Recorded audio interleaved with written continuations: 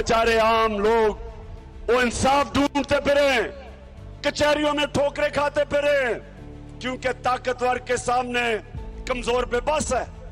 जो मेरे नबी सल्लल्लाहु अलैहि वसल्लम ने मदीना की रियासत में जाके सबसे पहली चीज इंसाफ कायम किया। इंसाफ ने इंसानों को आजाद किया और फिर उन आजाद इंसानों ने दुनिया की इमामत की। गुलाम गुलाम रहते हैं, गुलाम चूंटियों की तरह जमीन पे रेंगते हैं। सिर्फ आजाद इंसानों की परवाज ऊपर होती है। इकबाल का शाहीन आजाद होता है। गुलामी की जंजीरें तोड़ने के लिए हमें आजादी चाहिए, इंसाफ चाहिए।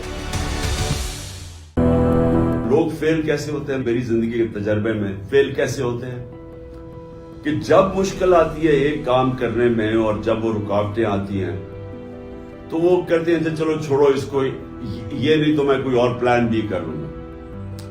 जो अल्लाह ने हमें जो ताकत दी है ना, ये बड़ी समझने वाली आपको सबको ये बात है कि जो हमारे अंदर सलाहियत है, हमारा जो पोटेंशियल है, वो निकलता कैसे है? वो निकलता तब है जब हम एक चीज के ऊपर जुनूनी तौर पे फोकस हो जाते हैं। हम फोकस कर लेते हैं कि मैंने ये करना है, या ये मैं जब किसी चीज के पीछे जाता था तो मैं ये कहता था कि या मैं ये करूंगा और या मैं मर जाऊंगा। यानी मैं ये सोचता था कि इसके बाद जो भी हो जाए मैंने ये करना है, और अगर मुझे जान भी मेरी जानी पड़े तो तब भी मैं करूंगा। हमारी कोशिश है कि पाकिस्तान को एक फलाई रियासत बनाना जो नजरिया पाकिस्तान था। मुल्क में जिस तरह की भी तरक्की हुई, अमीर अमीर हो गया और आम आदमी नीचे ही रहा। कोई भी माशरा आगे नहीं बढ़ सका जिधर अमीर और गरीब में फासला बढ़ता जाए। जो मदीना की रियासत नबी सल्लल्लाहु अलैहि वसल्लम ने बनाई थी, याद रखे दुनिया की तारीख की पहली फलाई रियासत थी जिधर रियासत ने जिम्मेदारी ली थी अपने कमजोर तबके की, और उन्होंने लोगों को गुर्बत से निकाल के मुसलमानों को एक अजीम कौम बनाया। आज चाइना की जो तरक्की हुई, चाइना ने 70 करोड़ लोगों को पिछले 30 साल में गुर्बत से निकाला, इसलिए वो आज दुनिया का अजीम तरीन मुल्क बन गया, और यही हमारी पाकिस्तान की ख्वाब है। इस तरह का प्रेशर शायद ही कभी किसी की पार्टी के लीडर के ऊपर या उसकी पार्टी के मेंबर्स के ऊपर डाला हो जो इस वक्त हमारे ऊपर पूरा प्रेशर डाला जा रहा है। मैं सिर्फ एक चीज वाज़ेह करना चाहता हूं कि अगर मैं अकेला भी रह गया ना, अकेला, मैं तब भी हकीकी आजादी के लिए इस मुल्क के लिए खड़ा रहूंगा, क्योंकि ये कोई गलत फहमी में ना रहे कि इस प्रेशर की वजह से मैं शायद पीछे हट जाऊंगा। जिसके ऊपर 2 कातलाना हमले हो चुके हों और वो फिर भी एक कदम पीछे ना हटे, तो उसको ये समझ आए कि वो पीछे नहीं हटेगा। मैं फिर से कहता हूं कि जो आज मेरे साथ खड़े रह गए हैं, मैं तो अपनी बात नहीं करता, ये कौम आपको याद रखेगी। मैं वो पाकिस्तानी था जिसको अल्लाह ने सबसे ज्यादा शोहरत दी। पैसा मेरी जिंदगी के मुताबिक बहुत था। अगर मैं जाती मफादात के लिए पॉलिटिक्स में आता, कि जिस इंसान को अल्लाह ने सब दिया था, उसको क्या जरूरत पड़ी थी कि 26 साल अपनी जिंदगी के पॉलिटिक्स में गुजारे और इन गंदे लोगों के साथ मथा लगाए। मैंने अपने मुल्क में एहसास कमतरी देखी अंग्रेज की गुलामी की वजह से। जब मैं क्रिकेट की खेलों में जाता था तो हम वो टीम जो कोई मैच नहीं जीतती थी, क्रिकेट की ग्राउंडों के ऊपर आहिस्ता आहिस्ता एक वक्त आया कि हमने अंग्रेजों को भी हराया, दुनिया को हराया, वर्ल्ड चैंपियंस बन गए, और मुझे फख्र था इस चीज का कि मैंने अपने मुल्क को ऊपर लेके गया। लेकिन मुझे हमेशा अफसोस होता था कि जब मैं अपने हुक्मरान, कोई बाहर से गोरा आता था, उसके सामने हाथ बांध के खड़े हो जाते थे, शर्म आती थी मुझे। मेरी मोटिवेशन थी कि अल्लाह तूने मुझे कभी मौका दिया तो मैं अपने मुल्क को पैर पे खड़ा करूंगा, एक खुददार कौम बनाऊंगा और कभी किसी के सामने नहीं झुकने दूंगा। हमारी कोशिश है कि पाकिस्तान को एक फलाई रियासत बनाना जो नजरिया पाकिस्तान था। मुल्क में जिस तरह की भी तरक्की हुई, अमीर अमीर हो गया और आम आदमी नीचे ही रहा। कोई भी माशरा आगे नहीं बढ़ सका जिधर अमीर और गरीब में फासला बढ़ता जाए। जो मदीना की रियासत नबी सल्लल्लाहु अलैहि वसल्लम ने बनाई थी, याद रखें, दुनिया की तारीख की पहली फलाई रियासत थी जिधर रियासत ने जिम्मेदारी ली थी अपने कमजोर तबके की, और उन्होंने लोगों को गुर्बत से निकाल के मुसलमानों को एक अजीम कौम बनाया। आज चाइना की जो तरक्की हुई, चाइना ने 70 करोड़ लोगों को पिछले 30 साल में गुर्बत से निकाला, इसलिए वो आज दुनिया का अजीम तरीन मुल्क बन गया, और यही हमारी पाकिस्तान की ख्वाब है।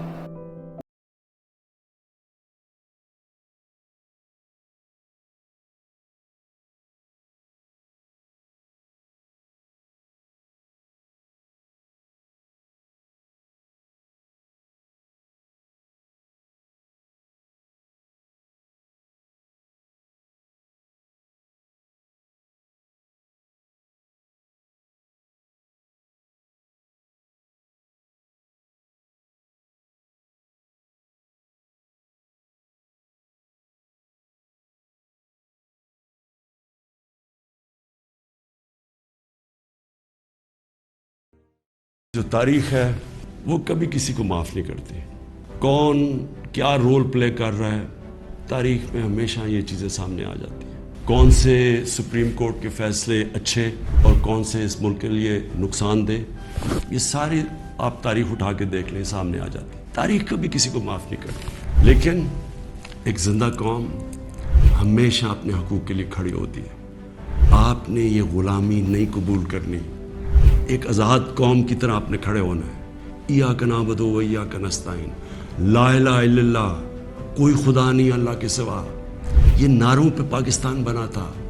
इसके लिए कुर्बानियाँ दी थी लोगों ने। इसलिए कुर्बानियाँ नहीं दी थी कि कोई बाहर से आके इम्पोर्टेड गवर्नमेंट ऊपर बैठा दे और हम चुप करके तमाशा देखते रहे। इसलिए वो हिंदुस्तान में जो बेचारे मुसलमानों के ऊपर आजकल इतने बुरे हालात हैं, उन्होंने भी वोट दी थी पाकिस्तान के लिए। उन्होंने इसलिए नहीं दी थी कि हम आके एक इम्पोर्टेड गवर्नमेंट के नीचे हम बैठ जाएं और हम जी हुजूरी करें और हम कहें जी हम तो बेगर्स आर नॉट चूजर्स। हमारे कौन आ गए जो कहते हैं हम वेंटिलेटर पे हैं, वो अगला कहता है बेगर्स आर नॉट चूजर्स। तो मैं आज पाकिस्तानियों इस गुलामी के खिलाफ हूं। मैं आज वाजे कर दूं कि मैं इस कौम को कभी किसी की गुलामी नहीं करने दूंगा। मैं अपनी कौम को इकट्ठा करूंगा। हम बहैसियत कौम मिल के अपने कर्जे उतारेंगे। हम बहैसियत कौम मिल के अपने पैर पे खड़े होंगे, मुश्किल वक्त गुजारेंगे। आजादी आसानी से नहीं मिलती, आजादी की जद्दोजहद में कुर्बानियां देनी पड़ती हैं। मुझे पता है कि मेरी कौम तैयार है कुर्बानियों के लिए, लेकिन ऊपर वो बैठे हुए हैं जो पैसे के गुलाम हैं, और हकीकी आजादी की जद्दोजहद तब तक जारी रहेगी जब इस इंपोर्टेड हुकूमत को हम फारग नहीं करते और इलेक्शन नहीं करवाते। हम मिलके इस मुल्क में जद्दोजहद करेंगे।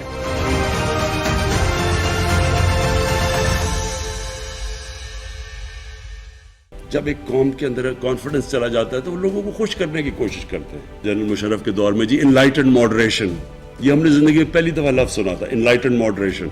किसी को नहीं पता क्या है इनलाइटेंड मॉडरेशन। सारों ने, ज्यादातर लोगों ने उसको ये समझा कि जितना हम मगरबी लोगों की तरह लगेंगे तो उतना ही हम मॉडरेट लगेंगे। तो लोगों ने अंग्रेजी बोलनी शुरू कर दी और वो अंग्रेजी कपड़े, यानी सारों ने वेस्टर्न क्लोथ पहनना शुरू कर दिए, सबने सूट्स पहन लिए, हम मॉडरेट हो गए। क्या ये है मॉडरेशन? सो ये प्लीज समझ, ये एहसास कम फिरी जब आपने कॉन्फिडेंस चला जाता है तब एक कौम ऐसी हरकतें करती है। हमें सिर्फ एक इमेज प्रमोट करना है, एक खुददार कौम जो अपने पैर पे खड़ी है, जिसमें अपने अंदर कॉन्फिडेंस है, जो बिलीव करती है, अपने फ्यूचर के अंदर बिलीव करती है, वो किसी के ऊपर रिलाय नहीं करती, किसी से कर्ज या भीख नहीं मांगती, तब दुनिया इज्जत करती है। बार बार हम सुनते हैं कि जी ये साइफर एक ड्रामा था, ये कोई एक फेक बयानिया बनाया गया, और ये सब वो कह रहे हैं जो साजिश का हिस्सा थे। मैं इनसे पूछता हूं, क्या इसमें यह नहीं लिखा हुआ था कि वो डोनाल्ड लुइस को कह रहा है, असद मजीद को, कि इमरान खान को अगर आप नहीं हटाओगे तो तुम्हारे मुल्क को मुश्किलात का सामना करना पड़ेगा, और अगर तुमने इसको हटा दिया तो हम सब कुछ माफ कर देंगे। क्या ये साइफर के अंदर नहीं था जो नेशनल सिक्योरिटी काउंसिल में आया सामने? और क्या नेशनल सिक्योरिटी काउंसिल ने ये कहा नहीं कि अमेरिका से प्रोटेस्ट करो, डिमार्च करो? तो जब ये सारा सच है, ये कहना कि जनाब ये कोई ड्रामा था, ये मुल्क की तौहीन है, ये इमरान खान की तौहीन नहीं है। एक छोटा सा सरकारी ऑफिसर एम्बेसडर को कहे कि जनाब अपने वजीर आजम को हटा दो, कभी सुना ये होता हुआ? मैंने कभी नहीं सुना, क्योंकि किसी की जरूरत नहीं है करने की। जिधर ताकत की हुक्मरानी थी, कानून की हुक्मरानी नहीं थी, वो कौम तबाह हो गई। हजरत अली रजी अल्लाह ताला ने उसको डिफाइन किया कि कुफर का निजाम चल जाएगा, लेकिन जुल्म और नाइंसाफी का निजाम नहीं चल सकता। सो जो इंसाफ है, ये बेसिस है सिविलाइजेशन का, क्योंकि जंगल के कानून के अंदर माइट इज राइट है। इंसानियत का जो सिविलाइजेशन वो डिपेंड ही करता है जिधर इंसाफ हो। इब्ने खालदून जो समझे जाते हैं कि मॉडर्न हिस्ट्री के बाप समझे जाते हैं, इब्ने खालदून लिखते हैं कि मेरी सारी जिंदगी का तजर्बा ये है कि अल्लाह ने इंसान को जमीन पे भेजा इसलिए है कि उसकी जमीन पे इंसाफ कायम करने के लिए। ये मुल्क की बेहतरी के लिए हो रहा है कि एक पार्टी, सबसे बड़ी पार्टी को बाहर रखना, इससे बड़ी साजिश क्या है?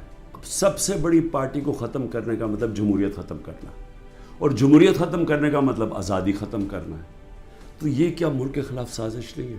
हमारा ये मौक़िफ़ है कि ये हमारे ख़िलाफ़ पूरी साजिश हुई पार्टी को ख़त्म करने की, ताकि वो इलेक्शन ना लड़ सके और इमरान खान को इलेक्शन से बाहर किया जाए।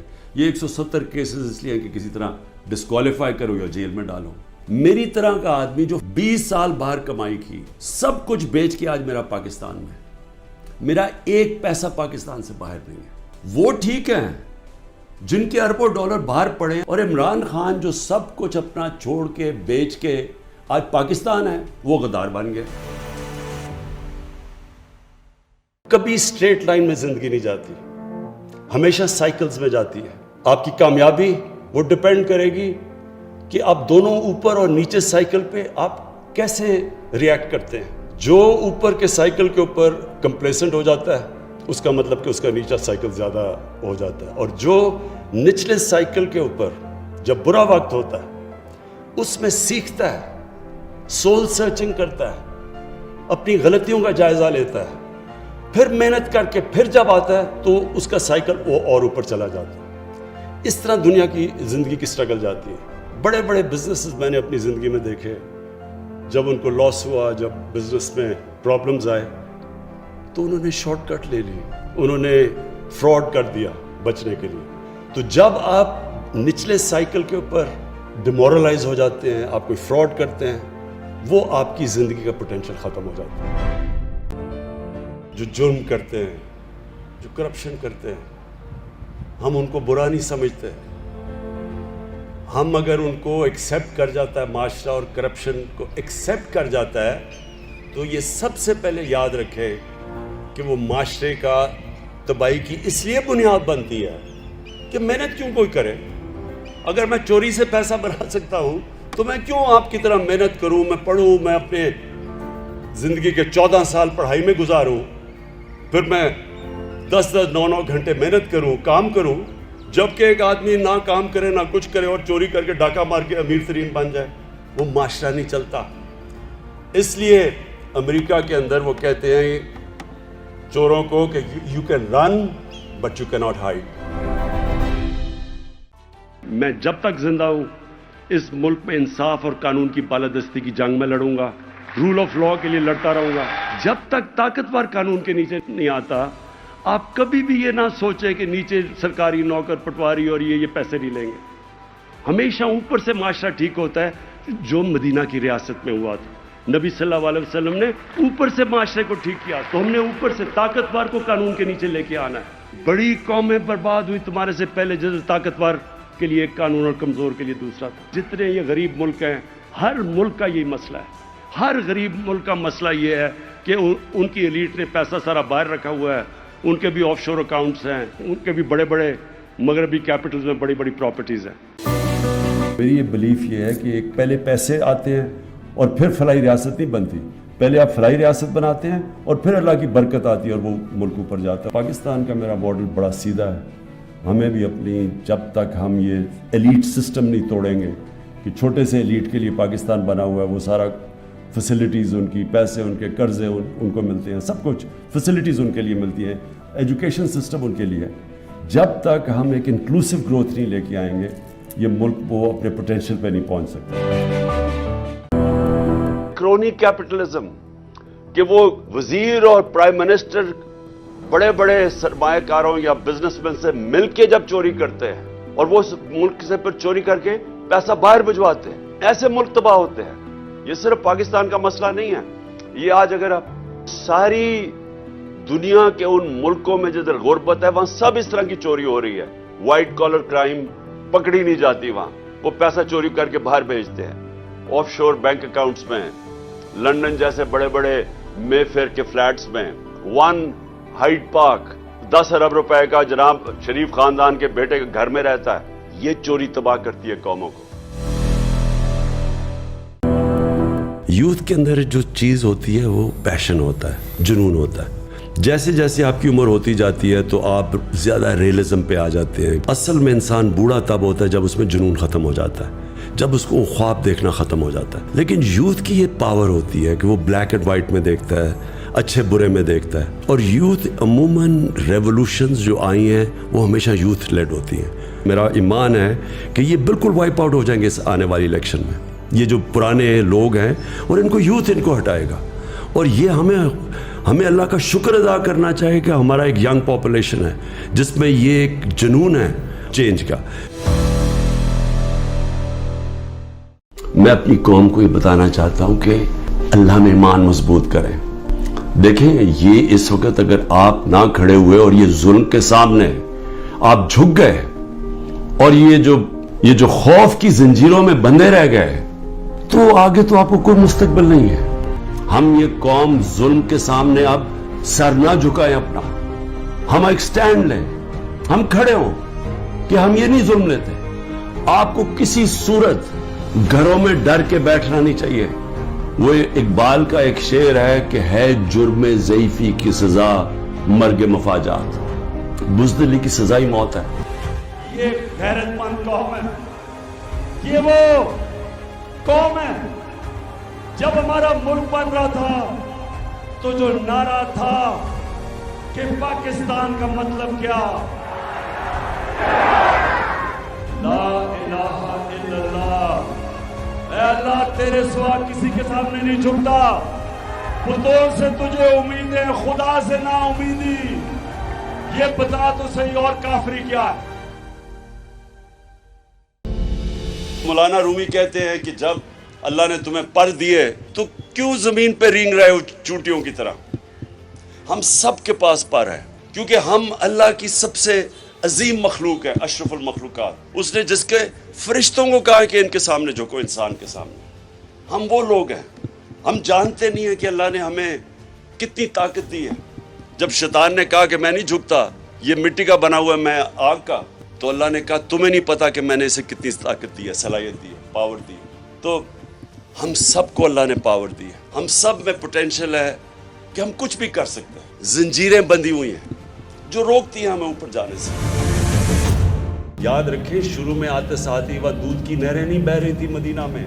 मुश्किल वक्त था, भूख थी, गुर्बत थी, मुसलमानों में खतरा था, लेकिन जो बुनियाद रखी गई कानून की बालादस्ती के ऊपर, इंसाफ पे, रूल ऑफ लॉ पे, वो बेसिस बना एक सिविलाइजेशन का ऊपर आने का। और इसके लिए आज पाकिस्तान में आप देख रहे हैं कि पूरी मुकम्मल जंग चल रही है। बड़े बड़े माफियाज हैं, पहली दफ़ा उनको कानून के नीचे लाने की कोशिश है। बड़े बड़े पॉलिटिकल माफियाज हैं, वो रेजिस्ट कर रहे हैं कानून को। और ये है असल में डिफाइनिंग मोमेंट पाकिस्तान का। کہ انشاءاللہ جیسے جیسے ہم قانون کی بالادستی قائم کریں گے ایک معاشرہ آزاد ہو جائے گا. دوسری چیز مدینہ میں انہوں نے ایک انسانیت کا نظام لے کے آئے تھے. ایک ریاست نے ذمہ داری لی تھی اپنے کمزور طبقے کی. ریاست نے بنیادی ضروریات اپنے کمزور طبقے کی پوری کی تھی. ساری سوسائٹی مل کے کرائم کو فائٹ کرتی ہے. کبھی بھی صرف پولیس سے کرائم فائٹ نہیں ہوتی یا کسی لا انفورسمنٹ ایجنسیز اکیلی صرف کرائم فائٹ نہیں کرتی. ایک معاشرہ کرائم سے لڑتا ہے. جب کرپشن ایک معاشرے میں پھیلتی ہے تو جب تک کہ معاشرہ وہ کرپٹ لوگوں کو برا نہیں سمجھتا وہ کرپشن نہیں روک سکتی. سنگاپور کے اندر لی کوان یو جو ان کے بہت بڑے اسٹیٹسمین تھے سنگاپور کے, جنہوں نے سنگاپور کو ٹرانسفارم کیا, وہاں بھی کرپشن تھی. اس نے سب سے پہلے کرپشن کو اٹیک کیا, لیکن اس نے کرپشن کو ایسے اٹیک کیا 15 سال کے بعد اس کی پریمیئرشپ کے بعد ایک اس کا وزیر پکڑا گیا کرپشن میں اور وہ اس کا بڑا قریب تھا. جیسے وہ پکڑا گیا اس نے سوسائڈ کر لی, خودکشی کر لی, کیونکہ اس نے سمجھا کہ اب معاشرے میں میری جگہ نہیں رہی. تو یہ جب ایک معاشرہ جب کسی چیز کو بھی اس کے خلاف کھڑا ہو جاتا ہے وہ سب سے بڑا ڈیٹرنٹ ہوتا ہے. اللہ کہتا ہے کہ میں تمہارے ایمان کو بار بار آزماؤں گا. اللہ قرآن شریف میں ہمیں کہتا ہے. وہ کیوں کہتا ہے؟ وہ آپ کے ایمان کو آزماتا ہے مضبوط کرنے کے لیے. جب آپ ایک مشکل وقت سے نکلتے ہیں آپ اور مضبوط ہو جاتے ہیں. سب سے بڑی جو اس کی مخلوق ہے اشرف المخلوقات, اس کو جو اللہ نے بنایا ہے اس کے اندر اس نے ایک کنڈیشن لگا دی ہے کہ اگر آپ نے بڑا انسان بننا ہے تو مشکل وقت کا سامنا کرو, ریزسٹنس کے ساتھ جاؤ. جسم کو ہم بھاری ویٹ اٹھاتے ہیں جسم تکڑا ہو جاتا ہے. ذہن کو جتنا ہم آزمائیں گے اور آزمائشوں میں ڈالیں گے سب سے بڑا جو پاور ہاؤس ہے وہ ہمارا ذہن ہے, وہ اور تکڑا ہو جاتا ہے, انسان تکڑا ہو جاتا ہے. پارٹی بھی تب تکڑی ہوتی ہے جب وہ مشکل وقت سے نکلتی ہے. آپ نے کسی کو تباہ کرنا ہے تو اس کو آرام کی زندگی دے دو, وہ تباہ ہو جاتا ہے, ڈکے کر جاتا ہے انسان. مسئلہ پاکستان کا ہے, ایک میں انگریزی کی ٹرم ہے ایلیٹ کیپچر. یا جو ملک ہمارا بنا وہ سب کے لیے نہیں بنا, وہ چھوٹے سے طبقے نے کیپچر کر لیا اس ملک کو. ساری اچھی سہولتیں ان کے لیے, مرات ان کے لیے. کبھی کسی نے چینج کرنے کی کوشش نہیں کی. دیکھیں جب انگریز آیا تھا, انگریز کی غلامی کیا تھی؟ انگریز نے اپنے لیے ایک اسپیشل سسٹم بنائے ہوئے تھے. وہ کنٹونمنٹس میں رہتے تھے, وہاں عام یہاں کے ہندوستانی نہیں جا سکتے تھے. ان کی اپنی سٹینڈرڈ تھی, ان کی تنخواہیں مفت تھی, وہ زیادہ وہ حکمران تھے. ہمارے پیسوں کے اوپر وہ بادشاہ بن کے رہتے تھے, ہم غلام تھے. لیکن جب ہمیں آزادی ملی تو ہمیں کرنا یہ چاہیے تھا کہ ہمارے جو حکمران آئے انہوں نے پھر سب کو بیچ میں, جس کو انکلوسیو کہتے ہیں, سب کو شامل کرنا چاہیے تھا پاکستان کی ترقی میں. وہ نہیں ہوا. دونوں بڑے بڑے جو اس ملک میں جنہوں نے 30 سال میں اس ملک کو چوری کی اور آج اربوں پتی ہیں اور باہر بھی پیسہ ان کا اور بچے بھی باہر ہیں. ان کے جو 2 بچے, اب ان سے کوئی پوچھے کہ آپ کی کوالیفیکیشن کیا ہے, کیا وجہ ہے کہ آپ دونوں پارٹیز میں سربراہ بنے ہوئے ہیں, کیا کیا آپ نے؟ آپ اگر کوئی چھوٹی سی بھی نوکری لینے جاتے ہیں تو پہلا سوال آپ سے یہ پوچھا جاتا ہے کہ آپ کا جاب ایکسپیرینس کیا ہے, آپ نے کیا کیا زندگی میں.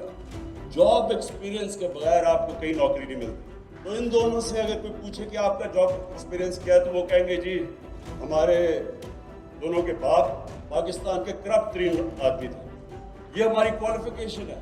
اور تو ان کی کوالیفیکیشن کوئی نہیں, 1 گھنٹے کا دونوں نے کام نہیں کیا زندگی میں, تو وہ ملک چلانے جا رہے ہیں. جاب ایکسپیرینس کیا ہے کہ ہم بڑے شان و شوکت میں پلے ہیں لیکن بدقسمتی سے وہ حلال کا پیسہ نہیں تھا. 9 مئی کو ایک ایونٹ بنا کے, اور کوئی انڈیپینڈنٹ تحقیقات نہیں ہے ساری دنیا کے اندر. کوئی حادثہ ہوتا ہے ہمیشہ اس کی انڈیپینڈنٹ انویسٹیگیشن ہوتی ہے. ایک یک طرفہ بیان آ رہا ہے کہ جناب تحریک انصاف نے سب کچھ کیا, ہم نے جلایا, ہم نے اٹیک کیا, ہم نے فلانا کیا, ہم نے آگے لگائی.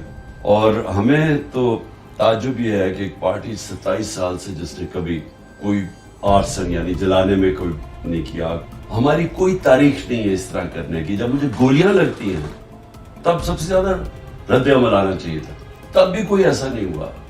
تو یہ جو یک طرفہ سرا ہوا ہے اور کوئی بات نہیں کر رہا کہ 25 لوگ اس دن شہید ہوئے. کوئی نہیں بتا رہا کہ کہیں ہماری طرف سے گولی چلی ہے. اگر بغاوت ہوتی ہے کوئی عام ہوتی ہے, آپ فوج کے خلاف بغاوت کر رہے ہیں, اس کا مطلب کہ آپ کے پاس کوئی ہتھیار ہوں گے, آپ نے کوئی اٹیک کیا ہوگا, کوئی پلاننگ ہوگی. کوئی ایسی پلاننگ ہے تو کیا نہاتے لوگوں نے فوج کے خلاف بغاوت کیسے کر ڈالی تھی؟ If I don't fight for my country, who will? Are you enjoying this fight? Yes.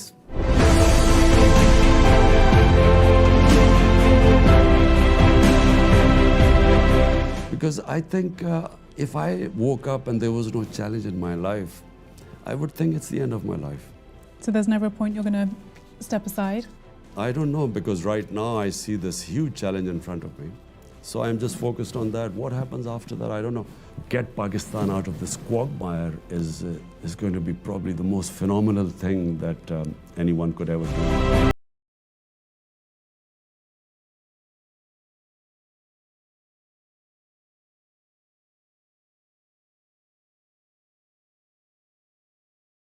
Pakistan کو ہم وہ ریاست بنائیں جو اس کو بننا چاہیے تھا. ایک فلاحی ریاست, ایک ریاست جو ذمہ داری لے اپنے اس طبقے کی جس کو دنیا پیچھے چھوڑ گئی ہے. شروع میں پاکستان 60s میں 60 کی دہائی میں بڑی تیزی سے آگے بڑھ رہا تھا. ایک وجہ کہ ہم ادھر نہیں پہنچ سکے جدھر اللہ نے اس ملک کو اتنا نوازا ہے. لوگوں میں بھی ٹیلنٹ ہے, بڑے بڑے کار کرتے ہیں, لیکن ملک آگے نہیں بڑھ سکا. ابھی بھی دنیا میں امیر ترین پاکستانی ہیں, لیکن ملک پیچھے رہ گیا. اس کی سب سے بڑی وجہ یہ کہ کوئی بھی دنیا میں ملک آگے نہیں بڑھ سکتا جدھر تھوڑے سے لوگ امیر ہو اور باقی غریبوں کا سمندر ہو. کوئی دنیا میں ملک آگے نہیں بڑھا. ملک آگے تب بڑھتا ہے جو ملک اپنے نچلے طبقے کو اوپر اٹھاتا ہے. مشکل وقت آئے گا تو آپ سوچیں گے میں نے کیا غلطی کی. جیسے ہی آپ اپنی غلطی کو درست کرتے ہیں آپ پہلے سے زیادہ طاقتور ہو کے کھڑے ہو جاتے ہیں. اور یہ ہے پروگریشن زندگی کا. اونچ نیچ زندگی کا حصہ ہے. جو انسان برے وقت سے ڈر جاتا ہے, گھبرا جاتا ہے, ڈیمورلائز ہو جاتا ہے, وہ کبھی اوپر نہیں جا سکتا. جب آپ کے اوپر برا وقت آتا ہے انسان سوچتا ہے کہ میں کوئی شارٹ کٹ لے لوں, ڈیمورلائز ہو کہ اچھا میں اپنی مشن سے وہ تو نہیں کر سکتا, چلو میں اسے کچھ کم کر لوں. اصل میں آپ کو ہار کبھی نہیں ہراتی. ہار سے جو ڈیمورلائزیشن ہے وہ آپ کو ہراتی ہے. میری زندگی میں بڑے لوگوں نے اچھے کام کیے, بزنسز بڑی بنا دی, لیکن جب برا وقت آیا تو انہوں نے شارٹ کٹ لینے کی کوشش کی. انہوں نے ایمانداری سے کام نہیں کیا اور اس نے ان کو ختم کر دیا. برا وقت سے کبھی ڈرنا نہ, ایکسپیکٹ کرنا کہ جتنا آپ اوپر جائیں گے اتنے آپ کے نیچے بھی گریں گے, برے وقت آئیں گے, لیکن اسے کبھی ڈرنا نہ. کامیابی کا راز یہ ہے کہ برے وقت کو آپ کیسے ڈیل کرتے ہیں, کیسے سنبھالتے ہیں, کیسے سیکھتے ہیں اس سے. اس سے زیادہ آپ ایک ملک کے اوپر کیا ظلم کر سکتے ہیں کہ یہ 3 اسٹوجز کو, یہ ملک کے مانا اور ڈاکوؤں کو ملک کے اوپر مسلط کریں. جب تک میں زندہ ہوں میں ان کا مقابلہ کروں گا, میں کبھی ان کو تسلیم نہیں کروں گا. میں کسی قسم کا تصادم نہیں چاہتا. یہ میرا ملک ہے, میرے کوئی اس ملک کے باہر جانے کی جگہ نہیں. یہ تو جب بھی تھوڑی مشکل آتی ہے باہر بھاگ جاتے ہیں. وہ اسحاق ڈار, وہ یہیں ادھر ہی پرانے شہر میں اس کا باپ کی سائیکلوں کی دکان تھی, بڑا محنت کا آدمی تھا, لیکن آج کل ان کو ذرا دیکھیں, لگتا ہے وہ کوئی برطانیہ کا لارڈ تھا. یہ وہ لوگ ہیں جب مشکل پڑتی ہے باہر بھاگ جاتے ہیں. ہمارا میرا جینا مرنا پاکستان ہے, ہماری فوج ہے, ہماری پولیس ہے. ہماری فوج نے جس طرح کی قربانیاں دی, وہ قربانیاں نہ دیتے تو آج پاکستان کا بھی وہ جو شام اور عراق کا حال ہے وہ ہوتا. تو ہم آج داد دیتے اپنی فوج کو, اپنی پولیس کو. ہم چاہتے ہیں کہ ہماری پولیس بھی ایک مضبوط پولیس فورس بنے. ہم کوئی کسی قسم کی اس ملک کو نقصان نہیں پہنچانا چاہتے, لیکن ہم کسی صورت اس امپورٹڈ حکومت کو تسلیم نہیں کریں گے. میری ماں کا میرے پر سب سے زیادہ انفلوئنس تھا. میری جتنی آئیڈیالوجی ڈیولپ ہوئی بچپن سے وہ میری والدہ کی وجہ سے ہوئی, کیونکہ وہ ویلیوز دیتی ہیں والدہ گھر میں, وہ ایک شعور پیدا کرتی ہیں, وہ ایک ناانصافی کے خلاف کھڑے ہونے کی انہوں نے مجھے شروع سے ایک تربیت کی.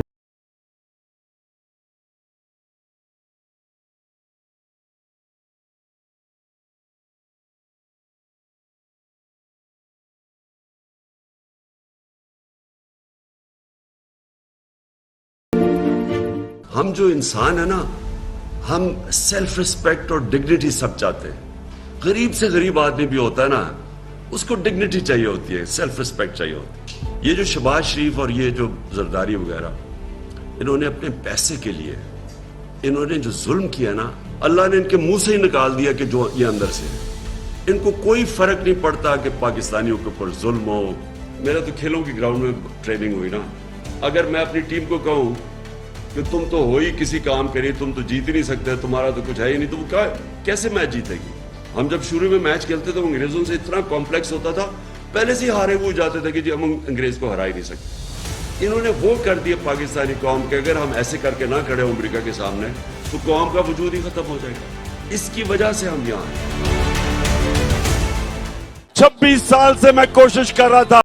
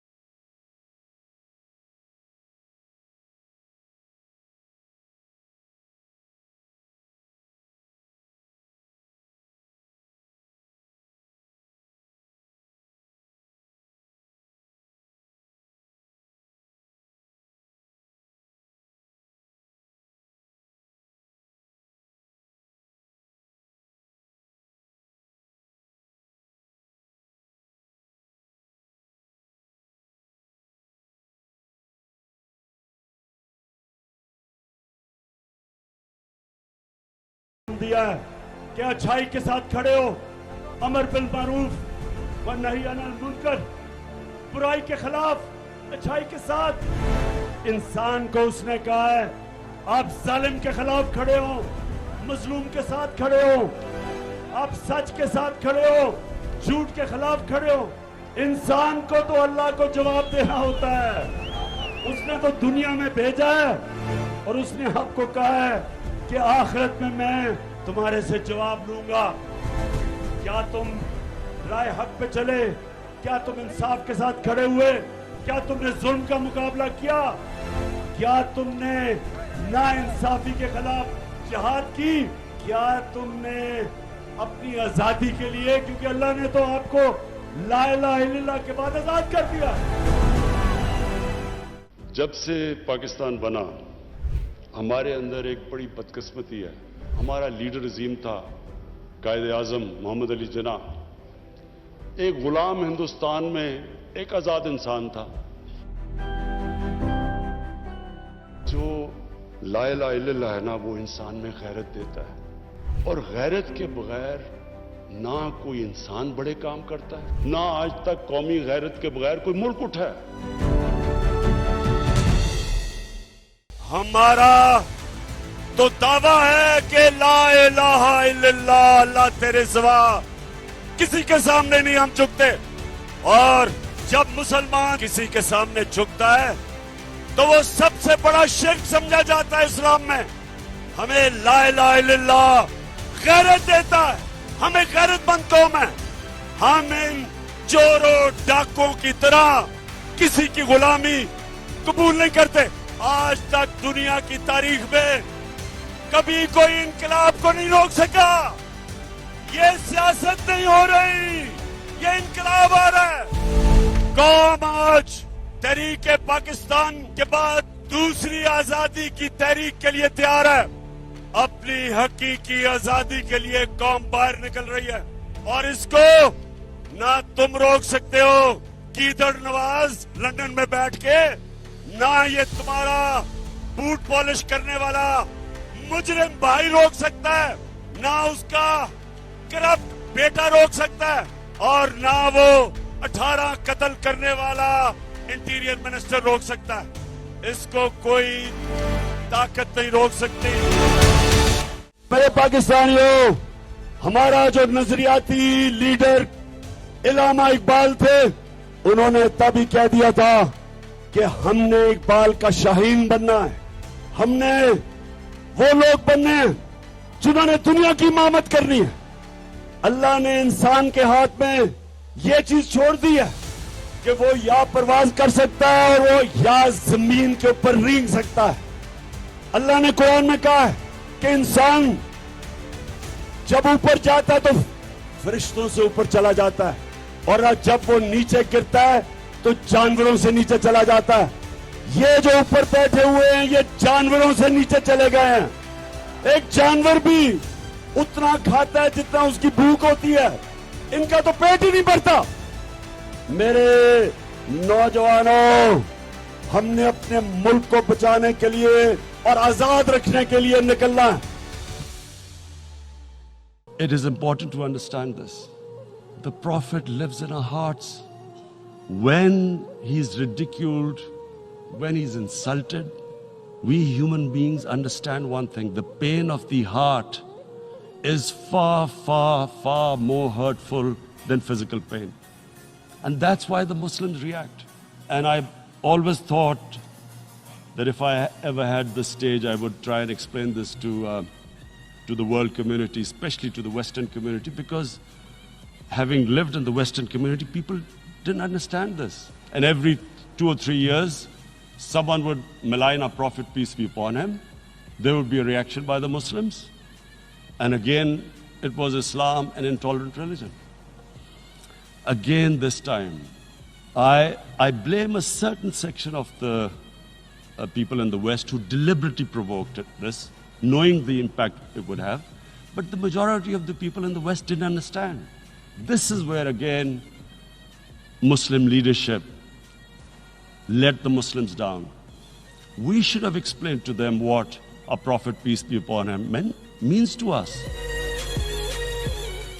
ایک ہے سیدھا راستہ جو انسان کی عظمت کا راستہ ہے، اور دوسرا ایک تباہی کا راستہ، اس میں پوٹینشل کی بھی انسان کی تباہی کا راستہ ہے. 2 راستے ہیں قرآن میں. آپ صرف نماز میں ایک اللہ سے یہی صرف مانگتے ہیں کہ مجھے اس راستے پہ لگا. قوم کے بھی 2 راستے ہوتے ہیں سامنے، کیونکہ انسانوں کی قوم بنتی ہے نا، تو ہمارے سامنے بھی 2 راستے ہیں. یا ہم اب یہ جو سارا جو سازش ہوئی ہے اور یہ جو ساری ہمیں ایک غلام باہر کی مداخلت سے امپوز کی گئی ہے چوروں کی حکومت، تو یا تو یہ چلے گی اور اس کے بعد ایک تباہی کا راستہ ہے، اور یا اس کو فائٹ کرے گی قوم اور پھر وہ راستہ اختیار کرے گی جو کہ آزادی کا راستہ اور مشکل راستہ ہے. یہ جو غلامی کا راستہ ہے یہ لگتا آسان ہے، اٹریکٹیو لگتا ہے کہ جی آپ کو پیسے بھی مل جائیں گے، تھوڑی ایڈ بھی مل جائے گی، آپ کو لائف سپورٹ مشین میں بھی تھوڑی چیز پمپ ہو جائے گی کہ آپ آگے چلتے جائیں، پھر تھوڑی دیر کے بعد آپ بھیک مانگیں. ذلت کا راستہ ہے. دوسرا ہے خودداری کا اور آزادی کا راستہ، اور وہ ہے لا الہ الا اللہ کا راستہ. جو لا الہ الا اللہ ہے نا جی، یہ پورا ایک فلسفہ ہے، یہ آئیڈیالوجی ہے کہ سوائے اللہ کے کسی کے سامنے نہیں جھکنا. ایک غیرت کا راستہ ہے، خودداری کا راستہ ہے، اور انسان کی عظمت کا راستہ ہے. کیونکہ پھر انسان جب اپنے پیر پہ کھڑا ہوتا ہے اور اللہ پہ رلائے کرتا ہے، ہمیشہ وہ قوم اوپر جاتی ہے. میرے نبی صلی اللہ علیہ وسلم تو چلتے پھرتے قرآن تھے، تو قرآن کے اندر جو واضح طور پہ لکھا ہوا ہے کہ جو لوگ ایمان لے آئیں اللہ ان کے خوف دور کر دے.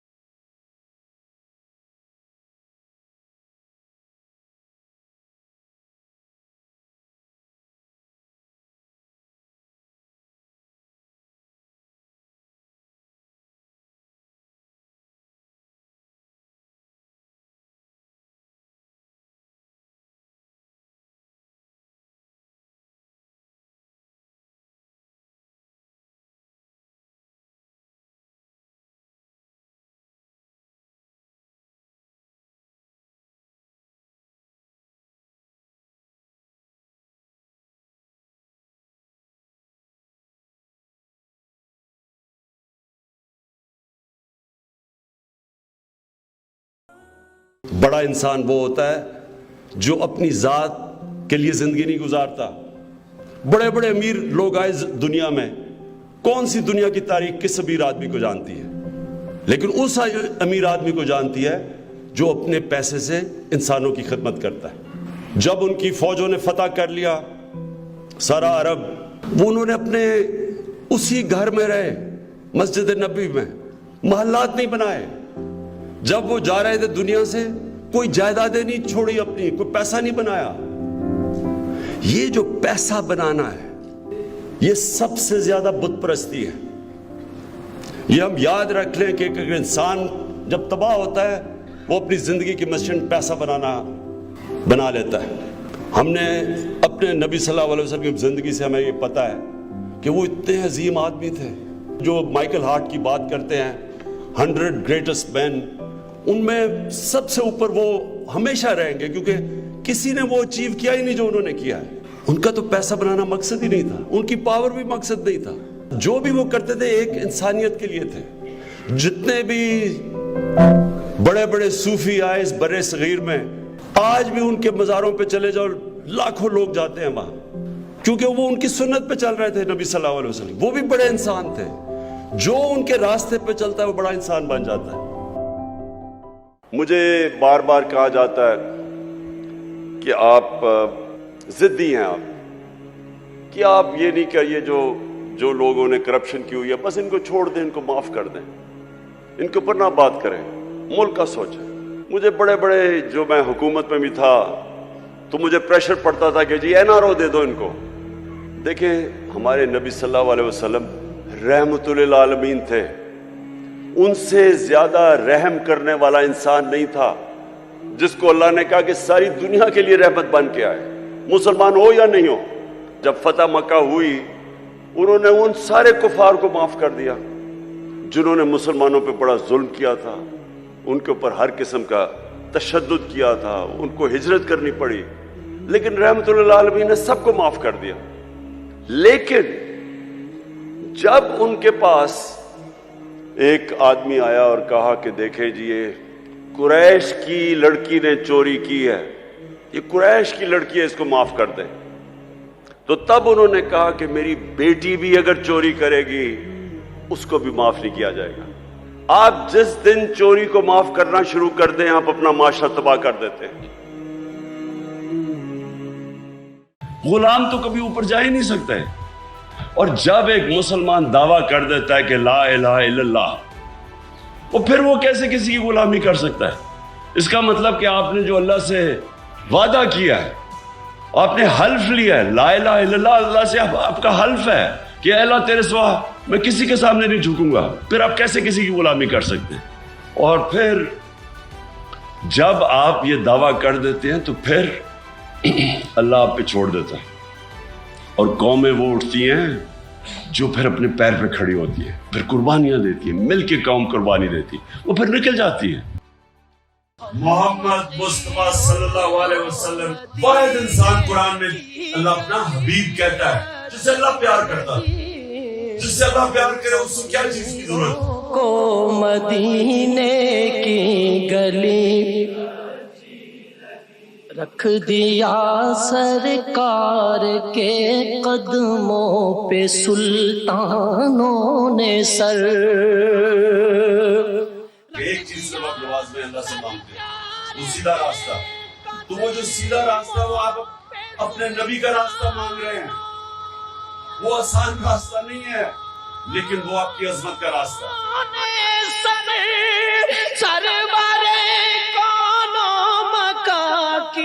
इज्जत एक तो अल्लाह देता है, और अल्लाह देता है आपके अमाल की वजह से, आपके किरदार की वजह से। तो इज्जत अगर आपने कमानी है तो नबी सल्लल्लाहु अलैहि वसल्लम के रास्ते पे चलो। मदीने की गली अच्छी लगी। मैं चाहता हूं कि मेरी कौम खुददार गैरतमंद कौम हो, क्योंकि ला इलाहा इल्लल्लाह इंसान को गैरत देता है। ला इलाहा इल्लल्लाह दिल में जिसके चले जाता है, वो किसी झूठे खुदा के सामने नहीं झुकता। अब इनको पता चल गया है, ये हमें हरा नहीं सकते। कौम में सियासी शऊर आ गया है, कभी भी पाकिस्तान के अंदर अवाम और बच्चे और नौजवान और मेरी ख्वातीन बहनें कभी इस तरह का शऊर और बेदारी नहीं थी जो अल्लाह के फजल से आज पाकिस्तान में है। तो ये जो चोरों का टोला, ये जो बार बार कोशिश कर रहा है कि तहरीक इंसाफ को दीवार से लगाया जाए, सब सुन लो कि जितना तुम मुझे दीवार से लगाओगे उतना मैं और तुम्हारे से मुकाबला करूंगा, लड़ूंगा तुम्हारे से। अल्लाह तेरी इबादत करते हैं, अल्लाह तेरे से मदद मांगते हैं।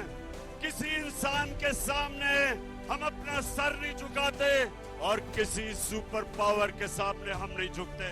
हम मोहम्मद सल्लल्लाहु अलैहि वसल्लम, हम दुनिया की सबसे अजीम लीडर, हम उसकी उम्मत से हैं।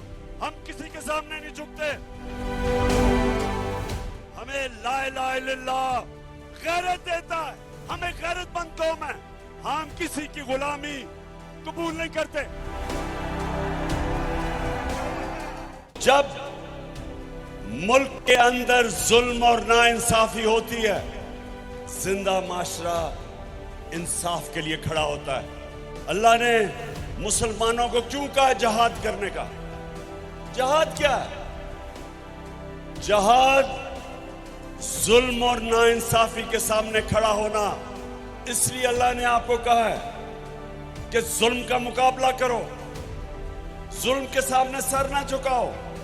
जो जालिम के सामने खड़ा होता है राय हक पे और उसकी जान जाती है, अल्लाह उसको शहादत का रुतबा देता है, सबसे बड़ा रुतबा देता है। आप दुनिया की सिविलाइजेशंस उठा के देखें तो जब वो पीक पे होते हैं तो उनकी मोरालिटी, उनके मॉरल स्टैंडर्ड्स, यानी उनकी जो सच्चाई और उनकी जो एम्फसिस मॉरल वैल्यूज़ पे, वो कंटेम्प्रेरी सिविलाइजेशन से ज़्यादा ऊपर होती है। और वो जब नीचे जाते हैं वो मोरालिटी कोलैप्स होती है। फाइनेंशियल कोलैप्स पे सिविलाइजेशन नहीं नीचे जाता, उनके जब मॉरल वैल्यूज़ कोलैप्स होते हैं वो नीचे चला जाता है। जो जर्मनी और जापान की मैं मिसाल देता हूँ कि वो बिल्कुल तबाह हो गए थे सेकेंड वर्ल्ड वॉर के बाद, लेकिन वो 10-10 साल में फिर खड़े हो गए। लेकिन कई मुल्क हैं आपके सामने, फेल्ड स्टेट्स हैं। आप फेल्ड स्टेट्स में देखें, असल वजह ये नहीं होती कि उनके पास कोई वसाइल की कमी होती है, मॉरल कोलैप्स होता है। चोरी पे लगे हुए होते हैं, करप्शन को एक्सेप्ट कर लेते हैं। करप्शन का मतलब जो पैसे, जब एक एलीट एक मुल्क की पैसे पे चली जाती है तो मोरालिटी कोलैप्स हो जाती है। हुसैन की जो शहादत थी वो हमेशा याद रखता था, पता होते हुए एक इंसान को कि हम जीत नहीं सकते, यानी कोई मेरी मौत है, मैं ये जो खड़ा हूं स्टैंड के ऊपर तो मैं जिंदा नहीं रहूंगा। उसके बावजूद वो इश्क कितना होता है ऊपर वाले के साथ कि वो कहता है कि मैं ये कोई ना समझे कि मैं खौफ के बुत की वजह से किसी के सामने झुक गया हूं। और ये होता है कि जिसकी जो उन्होंने बीज बो दिए कि हमेशा मुसलमान दुनिया में जुल्म के सामने जब लोग खड़े होते हैं तो उनको याद आता है वो उस कुर्बानी का। Some people are just born to fight, I think. It's not that they're born brave. It's not that they're born strong. It's just that the universe has decided that this one will have grit and fire and steel in their blood. And it'll be tested. This cosmic metal of theirs. They'll face trial after trial, be broken and damaged in countless ways. But this one was born to fight. Maybe it's not the life they would have chosen. Maybe they'd love to lay down their arms. But they were born to fight. ये जो मेरे घटिया मुखालिफ 26 साल से मेरे किरदार कुशी कर रहे हैं, 26 साल से मेरे ऊपर इन्होंने हर किस्म का किताबें मेरे ऊपर गंदी लिखवाई, हर किस्म के मेरे ऊपर उन्होंने बदनाम करने की कोशिश की। लेकिन अल्लाह की शान देखो, आज अब किस तादाद में मुझे हौसला अफजाई कर रहे हैं, क्योंकि मेरे पाकिस्तानियों, ये अल्लाह ने कुरान में लिखा हुआ है कि इज्जत और जिल्लत मेरे हाथ में है। जब तक एक मुल्क के अंदर अदल और इंसाफ नहीं है, कानून की हुक्मरानी नहीं है, वो माशरा खुशहाल नहीं हो सकता, वो माशरा आजाद नहीं हो सकता, उस माशरे में जमहूरियत हकीकी नहीं आ सकती, हकीकी आजादी नहीं आ सकती। वो माशरे के अंदर जिधर कमजोर को ताकतवर से कानून तहफुज नहीं देता, वहां जंगल का कानून होता है। कौन जिम्मेदार है इसका कि इन चोरों को हमारे ऊपर मुसल्लत किया? ये कौम सवाल पूछेगी। तारीख ये चीज नोट कर रही है कि ये जो हुआ है इस मुल्क के साथ, कौन कौन लोग जिम्मेदार हैं इसके। जब तक इस मुल्क में पॉलिटिकल स्टेबिलिटी नहीं आती, तो ये जो जिस तरह ये मुल्क चल रहा है, ये अब थोड़ी देर अगर आप $3 अरब की देने में थोड़े से और डॉलर्स भी 5-6 अरब डॉलर और भी आ जाएंगे, तो ये तो कैंसर का इलाज डिस्प्रिन से हो रहा है। जो कैंसर है वो फैलती जा रही है, और कैंसर क्या है कि मुल्क में सियासी इस्तेकाम ही नहीं है। और वो क्यों नहीं है? क्योंकि ये सब पार्टीज ने मिलके और साथ इस्टेब्लिशमेंट, क्योंकि तहरीक इंसाफ इक़्तिदार में ना आए, इलेक्शन तब करवाएंगे जब ये समझते हैं कि पार्टी तहरीक इंसाफ इलेक्शन नहीं लड़ सकेगी। जब उनको ऊपर इतना दबाव डालेंगे, उसको इस तरह क्रश करेंगे कि जब वो बिल्कुल इलेक्शन नहीं लड़ सकेगी, तब इलेक्शन करवाएंगे। सबको पता है जो मुल्क के हालात हैं, जो इन्होंने किया पाकिस्तान के से, वो तो खैर कोई दुश्मन भी नहीं कर सकता कि किधर वो 1 साल पहले किधर खड़ी थी इकॉनमी और आज किधर पहुंच गई है। और ये बार बार हमें ब्लेम करते जा रहे थे कि जी हमारी वजह से है। इन्होंने माजी में भी सारा वक्त डिजास्टर किया, कोई गोल्डन एज तो आई नहीं थी। 99 में भी ये डिजास्टर छोड़ के गए थे, 2018 में छोड़ के गए थे। मैंने जब बाजवा को कहा और फिर ये शौकत को भेजा उसको बताने के लिए कि हमें जब पता चला ये साजिश कर रहा है, तो हमने उसको बताया, मैंने भी बताया इसने भी, कि इस वक्त बड़ी मुश्किलों से कमोडिटी सुपर साइकिल के होते हुए हम बड़ी डेलिकेटली अपनी इकोनॉमी बैलेंस कर रहे हैं। उस वक्त तेल तो वो $110 पे पहुंच चुका था बैरल पे इंटरनेशनली, तो प्रेशर तो बढ़ा जा रहा था। तो उससे मैंने भी कहा, इसने भी कहा कि एक दफा अगर आपने इसको डिस्टेबलाइज कर दिया पॉलिटिकली, तो ये एक इकोनॉमी ये नहीं संभाल सकेगी, तो उन्होंने माजी में भी कभी नहीं संभाली। कि एक सजदा जिसको इंसान मुश्किल समझता है, वो हजारों लोगों के सामने सजदे करने से इंसान को आजाद कर देता है। तो जो अंदरूनी आजादी है वो ला इलाहा इल्लल्लाह देता है, जो माशरे की आजादी है वो इंसाफ देता है। और जब एक इंसान अंदर से भी आजाद हो जाए और उसको इंसाफ माशरे को भी आजाद कर दे, तो वो फिर वो इनकलाब आता है जो मदीना की रियासत में मेरे नबी सल्लल्लाहु अलैहि वसल्लम लेके आए। दुनिया की तारीख में कभी ऐसा बड़ा इनकलाब नहीं आया। उन्होंने उन लोगों को आजाद किया, माशरे को आजाद किया अदल और इंसाफ देके। जब इंसाफ होता है तो इंसान बराबर हो जाते हैं। यानी जब एक कमजोर आदमी को इंसाफ का निजाम उसकी हिफाजत करता है ताकतवर के मुकाबले में, वो आजाद हो जाता है। और आजाद लोग ही अपनी आजादी के लिए खड़े होते हैं। गुलाम लोग आजादी की जंग नहीं लड़ते। कई 100 सालों तक मुसलमानों ने दुनिया की इमामत की। ला इलाहा इल्लल्लाह का मतलब लोगों को समझाया कि ये किसी इंसान के सामने झुकना शिर्क है, किसी सुपर पावर के सामने झुकना शिर्क है, खौफ के बुत की पूजा करना शिर्क है, पैसे की लालच के अंदर अपने जमीन को बेचना शिर्क है। जो भी इंसान राय हक से हटता है लालच में या खौफ में, मेरी नजर में वो शिर्क है। क्योंकि ला इलाहा इल्लल्लाह एक इंसान को बड़ा इंसान बनाता है, खुददार इंसान बनाता है। इंसान जब अपने पैर पे खड़ा होता है, अल्लाह उसको ताकत देता है। हमें तो ये ही नहीं समझ आ रही कि ये जो चोर हमारे ऊपर मुसल्लत कर दिए गए हैं, स्वाय अपनी चोरी बचाने के लिए, बताएं कि इन्होंने इस इकोनॉमी को ठीक कैसे करना है। और अब ये 30 साल दोनों इक़्तिदार में रह चुके हैं, कब इन्होंने इकोनॉमी को ठीक किया था? ये तो जब से आए हैं पैसा बनाने के चक्कर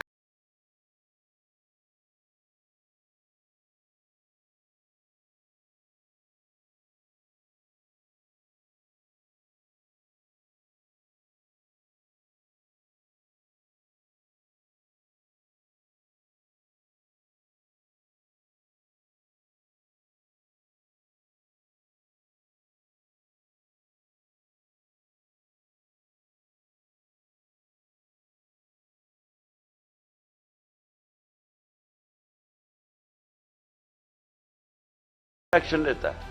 یہ نہیں کہ جو بات کرتا ہے ان کے اوپر کارروائی شروع کر دے. یہ ہر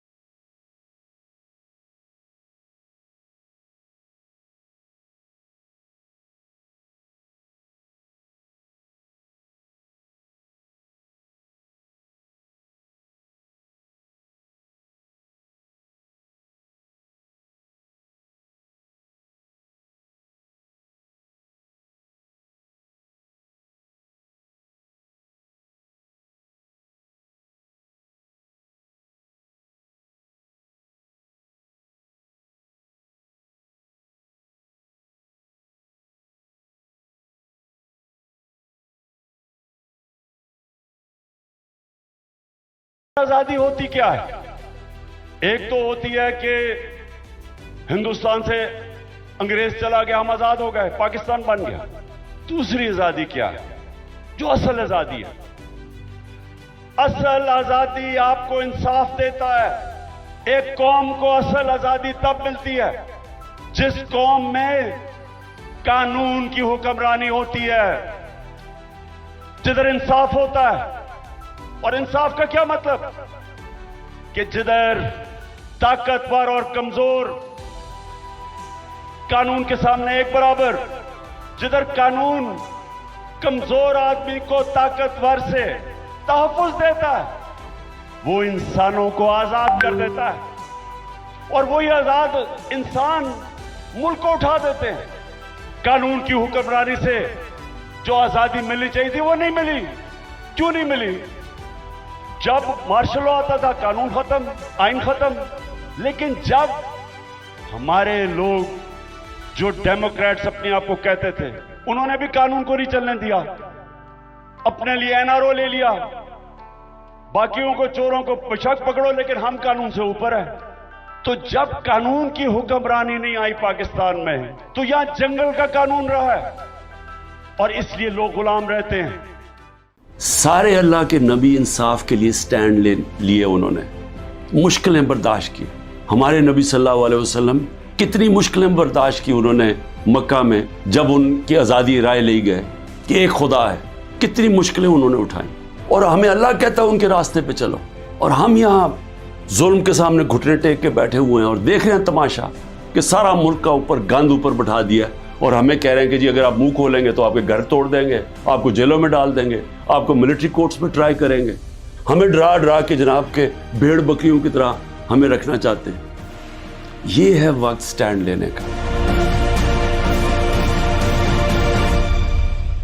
میں تو ہر چیز کے لیے تیار ہوں. اللہ کے اوپر پورا اعتماد ہے. میں تو یہ اپنی ذات کے لیے کر نہیں رہا، یہ تو میرے اپنے ملک کے لیے. میں جب نکلا تھا آج سے 27 سال پہلے تو میں تو جہاد سمجھ کر نکلا تھا، کیونکہ اللہ تو مجھے سب کچھ دے بیٹھا تھا. تو یہ تو اب آپ کے اوپر چیلنج ہے.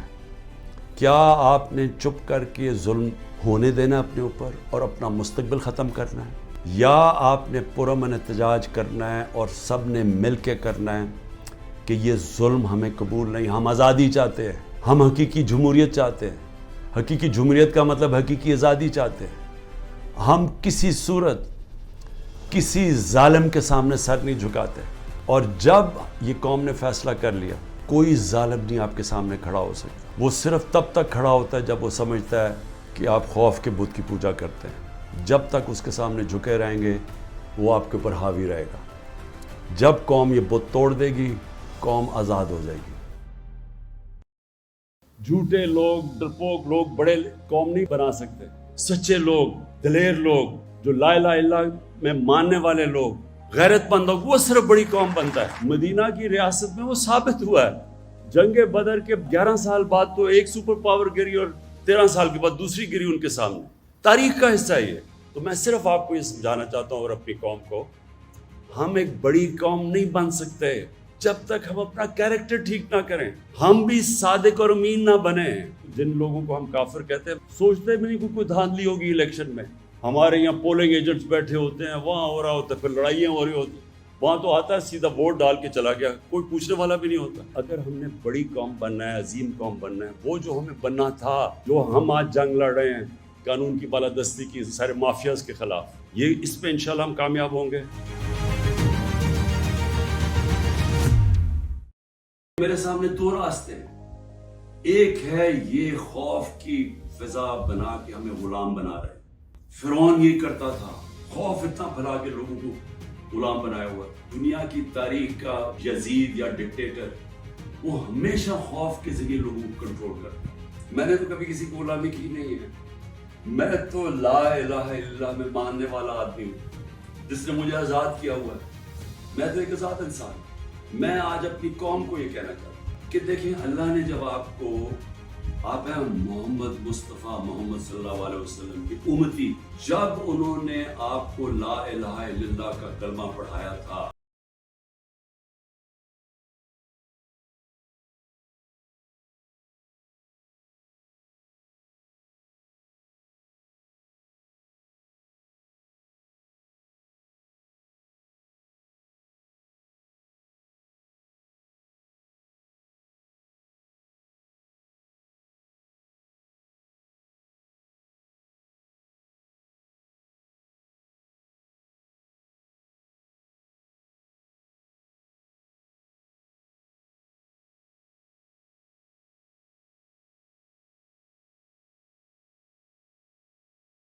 نہیں ہٹتا۔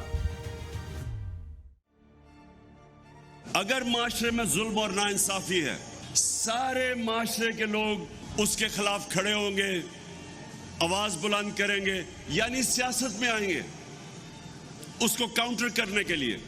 دو طبقے ظلم اور ناانصافی کا مقابلہ نہیں کریں گے۔ نمبر 1 جو بزدل ہیں، جو ڈرتے ہیں کہ ہم یہ طاقتور ظالم کے سامنے کھڑے ہوں گے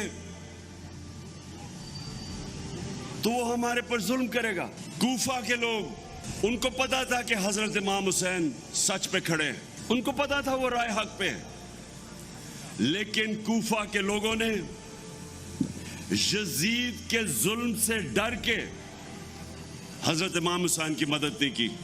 اور اسلام کی تاریخ کا سب سے بڑی ٹریجڈی تھی جو ثانیہ تھا وہ ہونے دیا۔ دوسرے خود غرض، میرے پہ سب کچھ ہے اور میرے معاشرے پہ ظلم ہو رہا ہے، لیکن میں کہوں کہ میری زندگی میں کیا فرق پڑے گا، میں تو انجوائے کر رہا ہوں، میری زندگی آسان ہے۔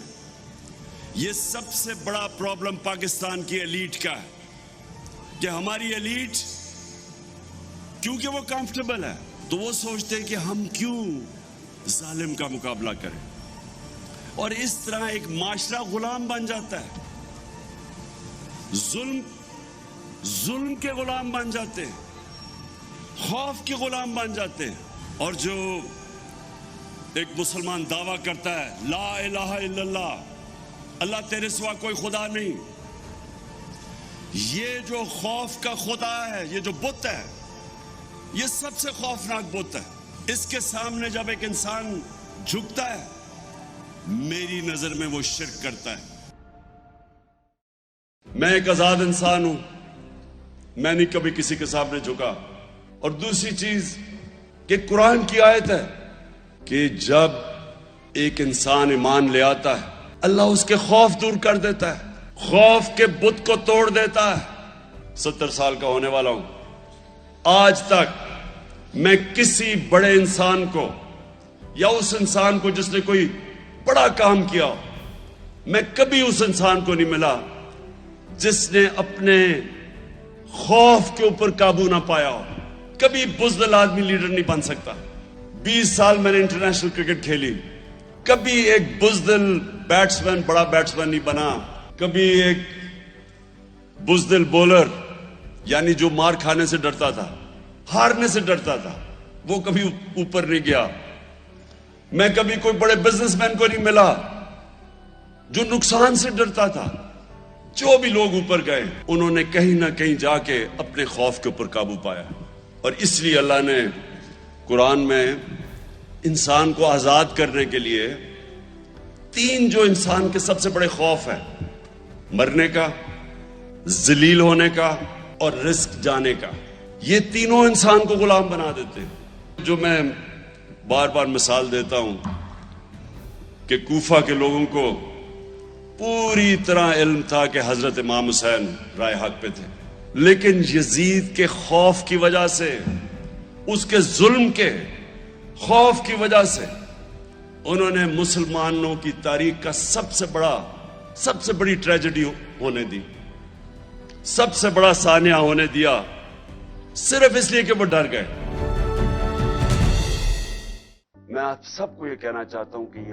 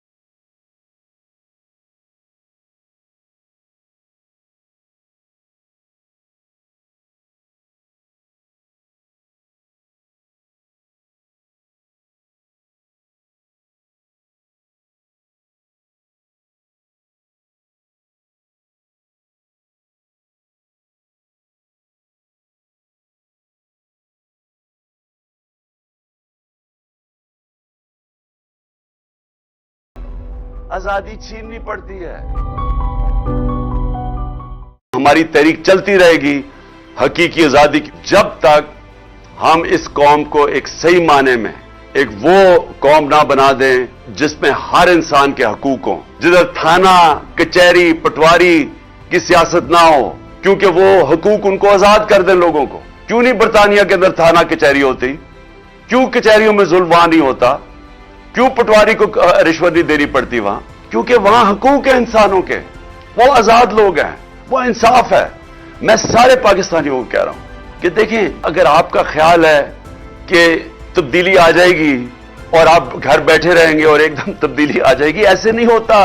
अल्लाह का फरमान है, कुरान में कहता है, मैं कभी किसी कौम की हालत नहीं बदलता जब तक वो कौम खुद अपनी हालत बदलने की कोशिश ना करे। अगर हम समझते हैं कि हम भेड़ बकरियों की तरह रहें और एकदम हम आजाद हो जाएंगे, हम नहीं होंगे, वो वैसे ही रहेंगे।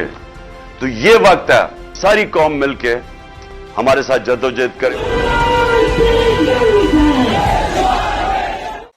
अपनी सारी कौम को गवाह बना के इस इंपोर्टेड हुकूमत को एक पैगाम देना चाहता हूं कि इस मुल्क में जो हकीकी आजादी की तहरीक चल पड़ी है, तुम जितने मर्जी लोगों को जेलों में डालोगे, तुम्हारे पास इतने जेल नहीं। कौम तैयार है, ना हमें तुम्हारे जेलों से कोई खौफ है, ना तुम्हारी नामालूम टेलीफोन की धमकियों से कोई खौफ है, और ना ये जो हर दूसरे दिन हमें डराने की कोशिश की जाती है। सब सुन लो, पाकिस्तानी कौम ने खौफ का बुत तोड़ दिया है। मैं आज आप सबको कहना चाहता हूं कि देखें, ये जो हकीकी आजादी की तहरीक है, ये आपके लिए, पाकिस्तानियों के लिए। जो कौम आजाद नहीं होती उसकी परवाज ऊपर नहीं होती। इंसाफ कौमों को आजाद करता है, और ये इस वक्त पाकिस्तान बनने के बाद सबसे अहम इस मुल्क की हकीकी आजादी की तहरीक है। मैं चाहता हूं सब आप इसमें शिरकत करें। इल्लामा इकबाल ने अपनी जो शायरी में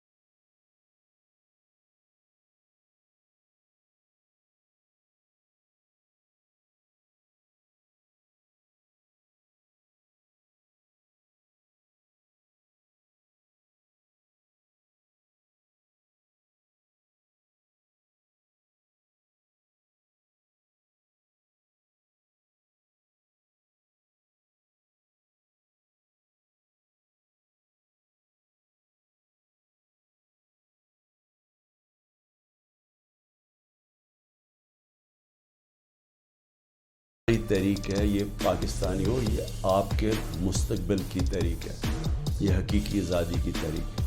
اس میں آپ نے نہ گھبرانا ہے نہ دل چھوڑنا ہے. سب سے زیادہ پریشر تو میرے اوپر ہے، کیسز کے اوپر کیسز، جان کو خطرہ لیتا، لیکن میں تو کھڑا ہوں اور آپ سب کو بھی کھڑا ہونا چاہیے. آپ سب کو یہ سمجھنا چاہیے اگر ہم اس وقت اپنی جد و جہد سے پیچھے ہٹے، ہمارے بچے ہمیں کبھی معاف نہیں کریں گے. اس ملک کا مستقبل ختم ہو جائے گا. اس لیے یہ اب ہے جہاد، یہ پولیٹکس نہیں ہے. میں سارے پاکستانیوں کو کہہ رہا ہوں، یہ جو اوپر قبضہ گروپ بیٹھا ہوا ہے اور یہ ظلم کر کے لوگوں کو ڈرا کے ہمیں غلام بنا رہا ہے، اس جہاد کے اندر آپ نے کسی صورت پیچھے نہیں ہٹنا. میں پھر سے آپ کو کہتا ہوں، پیچھے ہٹ گئے ملک کا مستقبل کیا. اگر آپ کا خیال ہے کہ ان حربوں سے آپ ان چوروں کو ہمیں قبول کروا دیں گے، یہ جو NRO کے چور بیٹھے ہوئے ہیں اوپر، آپ کو نہ تاریخ کا پتہ ہے، نہ آپ کو سیاست کا پتہ ہے، نہ آپ کو پتہ ہے کہ پبلک جب ایک طرف کھڑی ہو جائے تو یہ حربے کامیاب نہیں ہوتے. بھیڑ بکریوں کی طرح یہ قبول نہیں کرنا یہ جو ظلم ہو رہا ہے. میں اپنے سارے کارکنوں کو کہہ رہا ہوں، تیاری کریں، ہمیں پرامن احتجاج کرنا پڑے گا. ہم یہ چپ کر کے یہ جو ظلم اب آگے کرنے بھی جا رہے ہیں، ہم یہ سہنے نہیں لگے. ہم سب کو نکلنا پڑے گا. جب حضرت امام حسین نکلے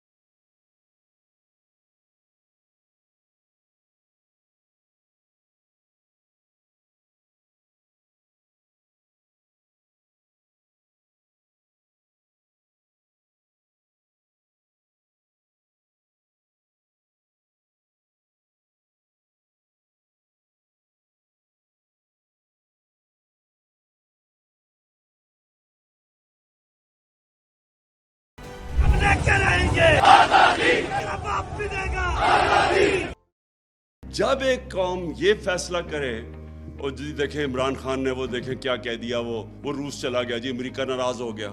اچھا جی اس نے نریندر مودی کو کہہ دیا کہ وہ ہٹلر سے انسپائرڈ ہے، دیکھیں انڈیا کو ناراض کر دیا. وہ کشمیریوں کے لیے کھڑا ہو گیا، دیکھیں جی وہ کیا کر دیا. یہ کیا کہتے پھر رہے ہیں، وہ جی ہمیں آئسولیٹ کر دیا. ان کا مطلب یہ ہے کہ آئسولیٹ نہ کیسے ہوتا ہے، ان کے جوتے پالش کرنے شروع کر دو، ان کے پیروں میں گر جاؤ. ان کا مطلب یہ ہے کہ لوگ اس کو اچھی فورن پالیسی کہتے ہیں. یہ فورن پالیسی تو آپ 50 سال سے کر رہے ہیں، تو اب تک تو پاکستان کو سپر پاور بن جانا چاہیے تھا لوگوں کے جوتے پالش کر کے. کبھی سنا ہے کسی قوم نے جا کے اپنے کسی اور کی جنگ میں 80,000 اپنے لوگ قربان کر دیے؟ کوئی دنیا میں اس کی مثال ہے؟ یہ ان کے 3,000 سے کم لوگ مرتے ہیں، آپ کے 80,000 لوگ مر جاتے ہیں. اور کوئی شکریہ تک نہیں کرتا، بلکہ ہمیں ذمہ دار ٹھہرا دیتا ہے کہ جو افغانستان میں ان کا فیلئر ہوا. اور میں جب یہ کہتا ہوں کہ پاکستان نے تو تمہارے لیے قربانیاں دی ہیں، اور مجھے آگے سے کہہ رہے جی یہ نہ کہو امریکی ناراض ہو جائیں گے. میں صرف آپ کو یہ چیزیں اس لیے بتا رہا ہوں کہ اگر اس طرح کی ہم اپنے آپ کو ذلیل کر کے سمجھتے ہیں کہ پاکستان کوئی پیر پہ کھڑا ہو جائے گا، غلط فہمی میں نہ رہے. ہم نے ایمل کانسی کو پکڑا دیا، اس کے وکیل نے جا کے وہاں عدالت میں کہا جی پاکستانی اپنی والدہ بھی بیچ دیں پیسے کے پیچھے، ڈالروں کے پیچھے. ہم نے اپنے آپ کو ذلیل کیا.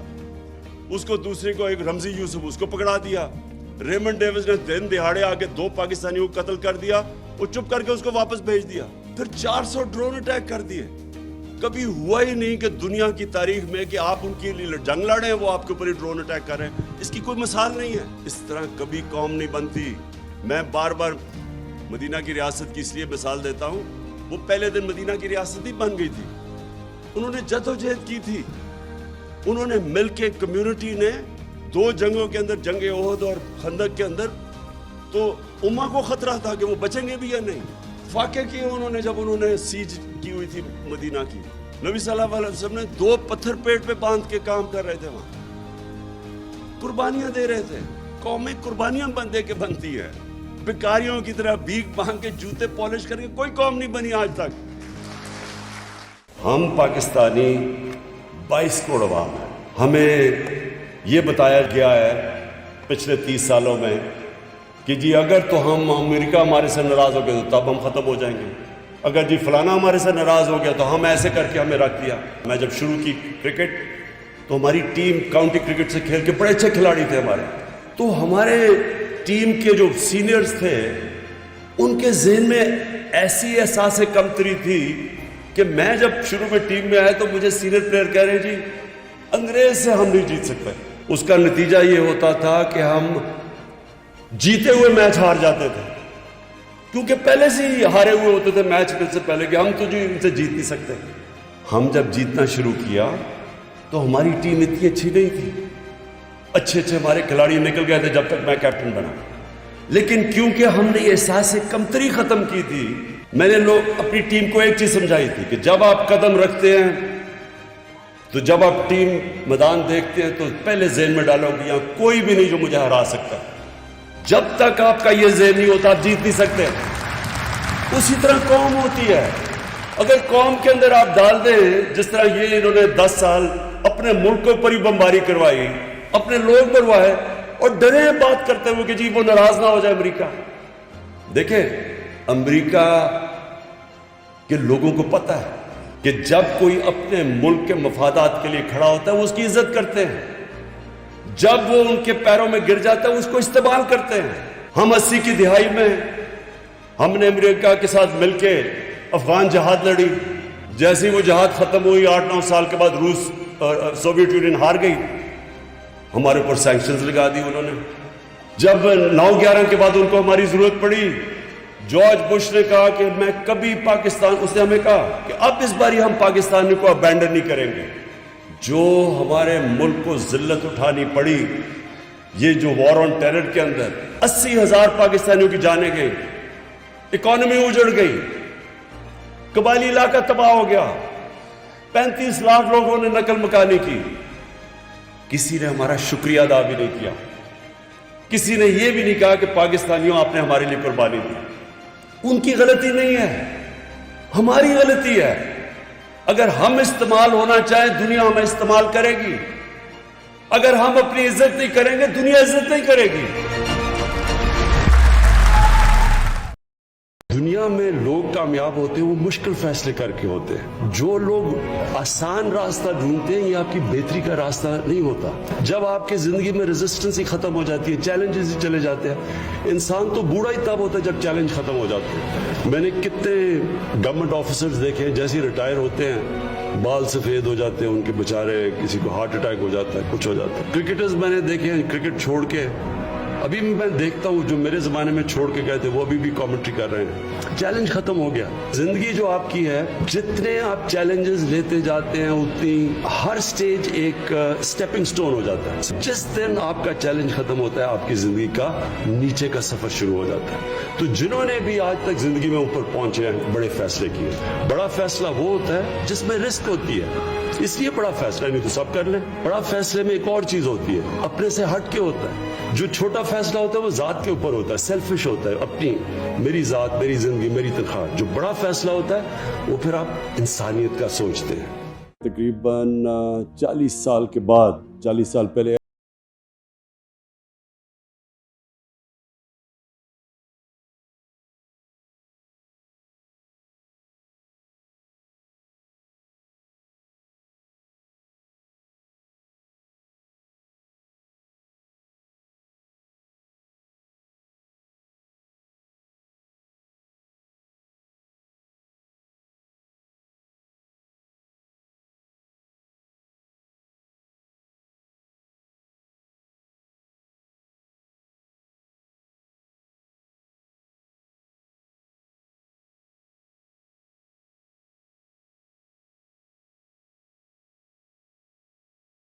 रिकॉर्ड टाइम गालिबन 8 महीने के अंदर ये हमें जेट्स प्रोवाइड किए, जबकि इसका काफ़ी साल लगते हैं।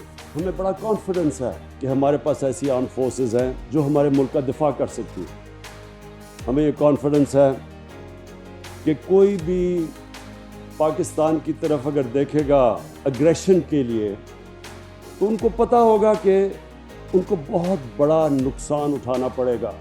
जो पुलवामा में के बाद जब बालाकोट पे अटैक हुआ, तो जो पाकिस्तान का जिस तरह का रिस्पांस था, एक सारी दुनिया में पैगाम गया कि हमारे में पूरी कैपेबिलिटी अपनी हिफाजत करने की।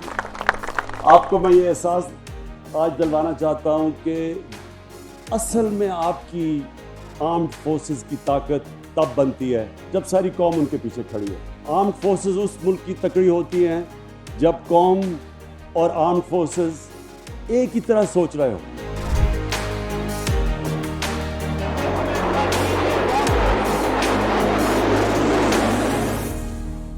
आप जब नमाज पढ़ते हैं, आप क्या अल्लाह से मांगते हैं? 5 वक्त की नमाज में एक ही चीज मांगते हैं ना, कि अल्लाह उनके रास्ते पे लगा जिनको तूने नेमतें बख्शी। बाकी तो अल्लाह का आप शुक्र अदा करते हैं। आप अल्लाह को कहते हैं कि मैं सिर्फ अल्लाह तेरी इबादत करता हूं, तेरे से मदद मांगता हूं, रहमान और रहीम है तू। लेकिन आप मांगते एक चीज है कि अल्लाह उनके रास्ते पे लगा जिनको तूने नेमतें बख्शी। वो कौन थे? वो पैगंबर थे। सारे जितने पैगंबर आए हैं, आप उनके रास्ते के लिए हर रोज नमाज पढ़ते हैं। वो जितने भी पैगंबर थे जिनके ऊपर अल्लाह ने नेमतें बख्शी, जिनके लिए आज हम मरने के लिए तैयार हैं, कब से हजारों साल वो दुनिया से चले गए, हम अपने नबी के लिए कि लोग जान देने के लिए तैयार हैं। तो क्या वजह थी कि अल्लाह ने हमें, हम जब कहते हैं कि अल्लाह उनके रास्ते पे लगा, तो उनका रास्ता क्या था? सारे पैगंबर, जितने भी पैगंबर आए थे, वो हक और सच के लिए आए थे।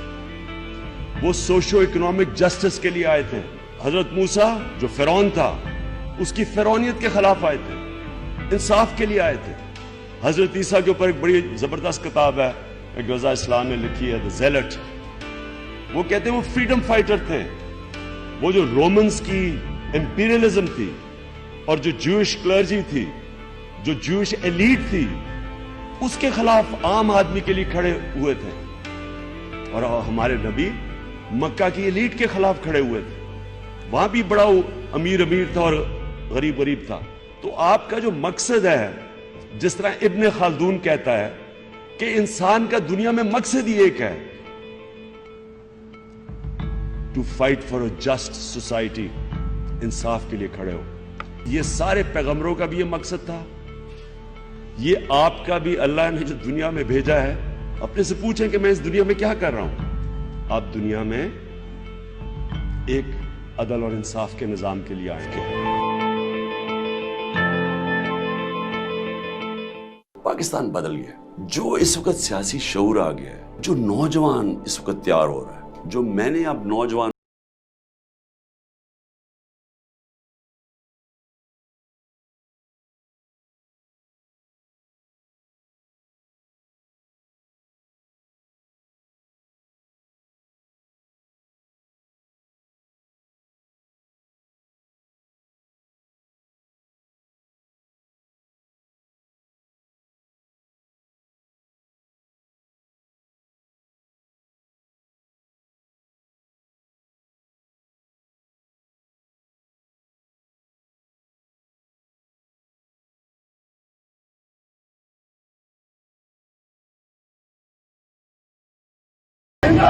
और बचाएगा पाकिस्तान।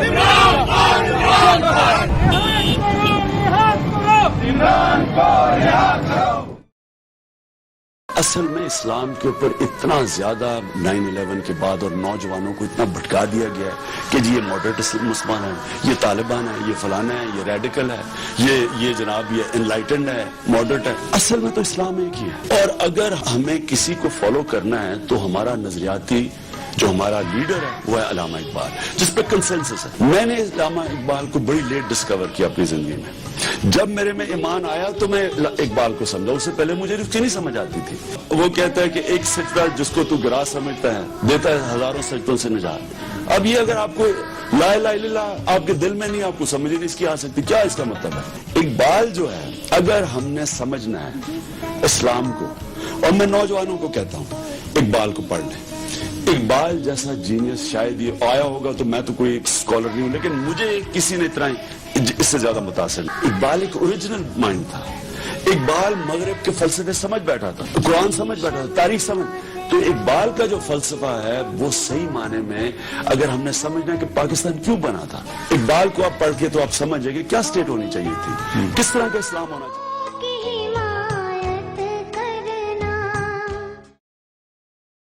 9/11 کے بعد قبائلی علاقے کے لوگوں سے ہوا, میں سمجھتا ہوں کہ اس کی مثال کہیں نہیں ملتی. میں اسمبلی میں کھڑا تھا جب پاکستان کی فوج وزیرستان بھیجنے کا فیصلہ ہوا. میں نے اسمبلی میں کھڑے ہو کے کہا کہ یہ بہت بڑا حماقت کرنے لگے ہو, یہ ہمارے لوگ ہیں. اگر آپ کو کوئی ڈر ہے کہ جی القاعدہ وہاں قبائلی علاقے میں افغانستان سے آ گئی, تو اپنے لوگوں کو کہو. قبائل کا پورا نظام انٹیکٹ تھا. ہم نے امریکنوں کے کہنے کے اوپر اپنی فوج بھیجی. میری تقریر میں میں نے یہ کہا کہ اگر آپ انگریز کی تاریخ پڑھ لیتے, جو 80 سالہ انگریز کی قبائلی علاقے کے لوگوں کے ساتھ تاریخ ہے, آپ کبھی یہ حماقت نہ کرتے. سب سے زیادہ انگریز فوجی وزیرستان میں مرا تھا. 1935 میں آدھی British Indian army D I Khan میں تھی قبائلی علاقے کے باہر.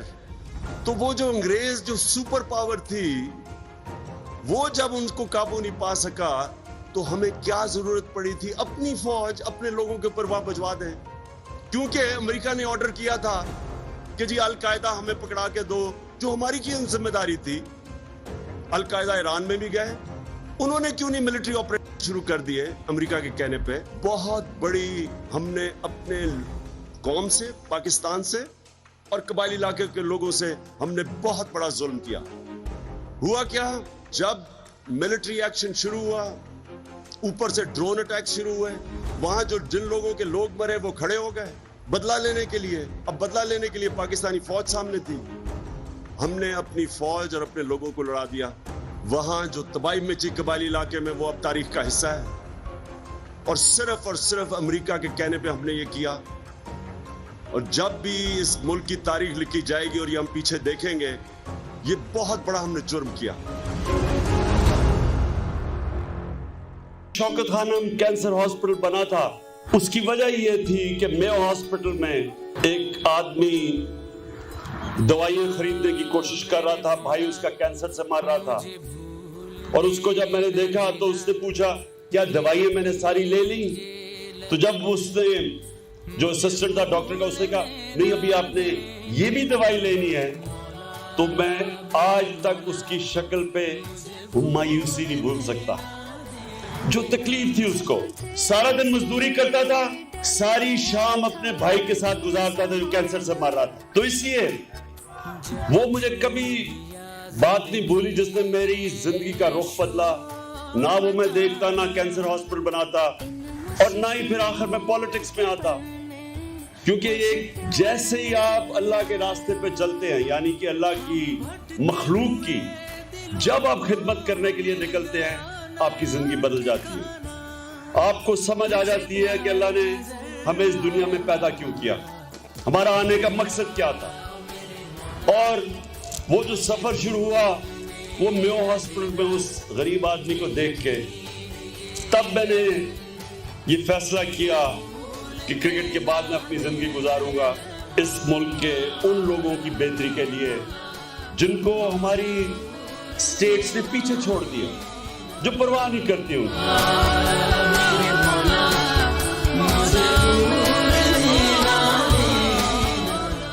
تو یہ وقت ہے ہمارا پاکستانیوں, اس کو وقت کو اپنے جانے نہیں دینا, ہم نے پیچھے نہیں ہٹنا. آپ سب بھی پیچھے ہٹ گئے. آج میں آپ سب کے سامنے کہہ رہا ہوں عمران خان پیچھے نہیں ہٹے گا.